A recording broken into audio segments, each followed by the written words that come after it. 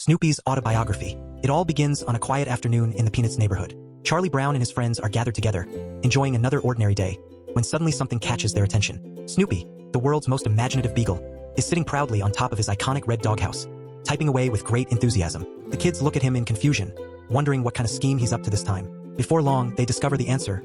Snoopy has decided to write his very own autobiography. When the gang hears the news, they rush over, filled with curiosity. Charlie Brown can't help but chuckle, amazed that his dog would take on such a serious project. Lucy frowns skeptically, Linus tilts his head with interest, and Sally remarks that she never thought a dog could actually write a book. Yet there he is, Snoopy, with his invisible typewriter clacking away, typing furiously as if composing a masterpiece. When the manuscript is finished, Snoopy proudly lets his friends flip through the pages. In his version of events, he paints himself as an adventurous hero, a fearless explorer who's traveled the world, faced countless dangers, and left his mark on history. In one of the opening chapters, he imagines himself as a brave cowboy riding across the vast plains of the Wild West. The story is packed with epic scenes, high-noon duels, thrilling chases through the desert, and heroic feats straight out of a movie. The Peanuts gang can't help but laugh as they picture Snoopy in a cowboy hat and boots, galloping on an invisible horse while dust swirls around him. But Charlie Brown, ever the voice of reason, interrupts with a smile and says, "That's not exactly how it happened." Then he begins to tell the real story of Snoopy's life.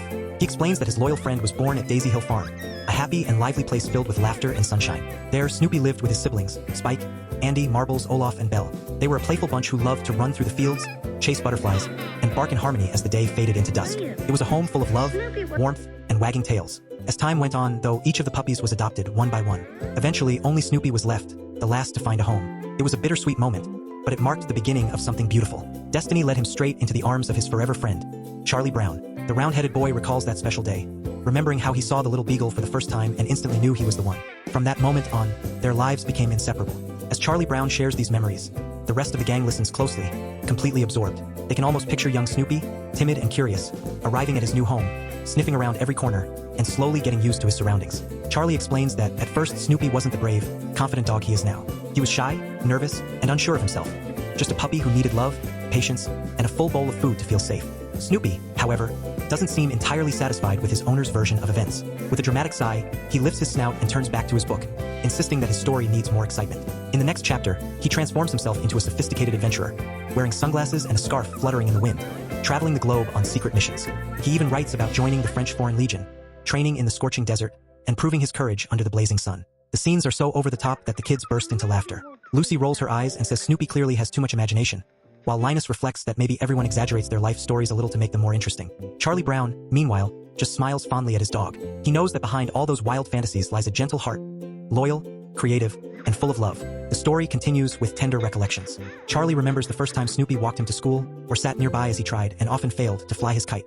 He recalls rainy afternoons when the two of them would sit together inside, wrapped in a blanket, listening to the soothing sound of raindrops against the window. These weren't grand adventures or heroic tales, but they were the kind of moments that built something deeper, a true, unshakable friendship.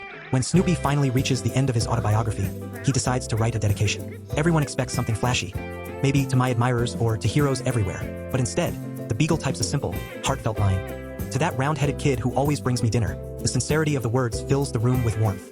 Charlie Brown smiles softly, feeling a mix of pride and affection. At that moment, Snoopy looks up from his typewriter and meets Charlie's gaze. Perhaps, just for a second, he understands that he doesn't need to invent grand adventures to be special. His real story, the story of a puppy who found love, friendship, and a forever home, is already perfect the way it is. His imagination may let him be a cowboy, a pilot, or a soldier, but in Charlie Brown's heart, he will always just be his best friend. The episode closes with a touching image. Snoopy lying atop his red doghouse, his book beside him, gazing peacefully at the sky. Charlie Brown walks by, pauses, and looks up at his friend. No words are needed. Both know that, even if the pages of Snoopy's autobiography are filled with fantasy, the truest part of all is right there, their friendship. And so ends this heartwarming story, a gentle tribute to creativity, memory, and the unbreakable bond between a boy and his dog. Snoopy will keep dreaming, typing new adventures on his invisible typewriter, because that's who he is, a dreamer with the soul of a writer. But at the end of the day, when the sun sets and the world grows quiet, he'll always return to his red doghouse, to the warmth, the laughter, and the love of his best friend, Charlie Brown.